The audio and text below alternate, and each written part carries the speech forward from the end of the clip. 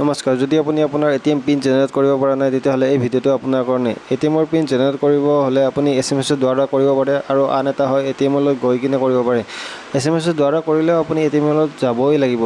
সেইবাবে আমি ডাইৰেক্ট এটিএমলৈ যাওঁ এটিএমলৈ অহাৰ পিছত আপুনি আপোনাৰ এটিএমখন ইনচাৰ্ট কৰি ল'ব তাৰপিছত আপুনি ইয়াতে দুটা অপশ্যন দেখা পাব এটা ডমেষ্টিক এটা ইণ্টাৰনেশ্যনেল আপুনি ডমেষ্টিকত ক্লিক কৰি দিব ডমেষ্টিকত ক্লিক কৰাৰ পিছত আপোনাৰ সন্মুখত এনেকুৱা লেংগুৱেজ চিলেক্ট কৰাৰ অপশ্যন আহিব আপুনি ইংলিছটো চিলেক্ট কৰি ল'ব তাৰপিছত আপুনি ইয়াতে কিবা এটা দুটা নাম্বাৰ মাৰি দিলে হ'ল যিকোনো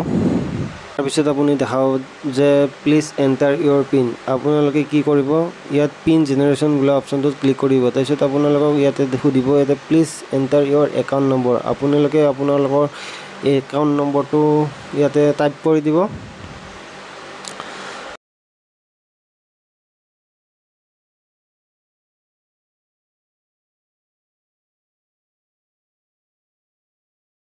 একাউণ্ট নম্বৰটো টাইপ কৰাৰ পিছত আপোনালোকে ইয়াত প্ৰেছ ইফ কাৰেক্টত ক্লিক কৰি দিব তাৰপিছত ইয়াতে দেখাব please enter your 10 digit mobile number আপোনালোকে আপোনাৰ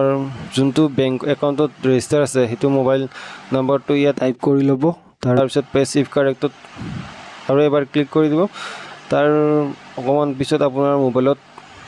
মেছেজ আহিব ইয়াত দেখাইছে ট্ৰানজেকশ্যন কমপ্লিট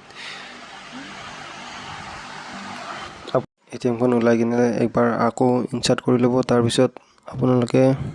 দেখা পাব ইয়াত ডমেষ্টিক বুলি অপশ্যনটোত ডমেষ্টিক অপশ্যনটোত ক্লিক কৰি দিব তাৰপিছত চিলেক্ট লেংগুৱেজত আপোনালোকে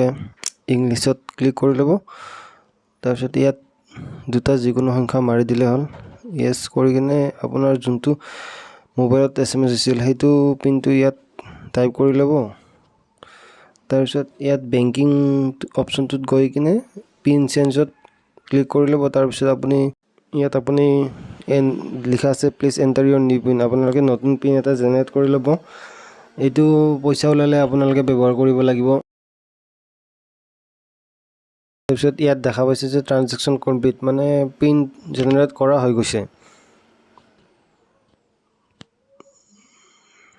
এতিয়া আমি মিনি ষ্টেটমেণ্ট ওলাই কিনে এবাৰ চাম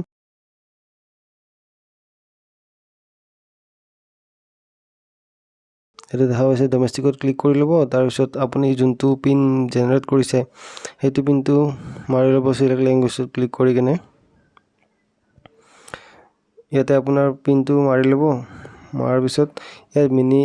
ষ্টেটমেণ্টত আমি ক্লিক কৰি দিছোঁ আপোনাৰ ছেভিং একাউণ্টছ হয় যদি ছেভিং একাউণ্টছত ক্লিক কৰি ল'ব তাৰপিছত ইয়াতে দেখা পাইছে আমাৰ মিনি ষ্টেটমেণ্ট ওলাই আহিছে এনেকৈ এটিএম পিন জেনেৰেট কৰা হয়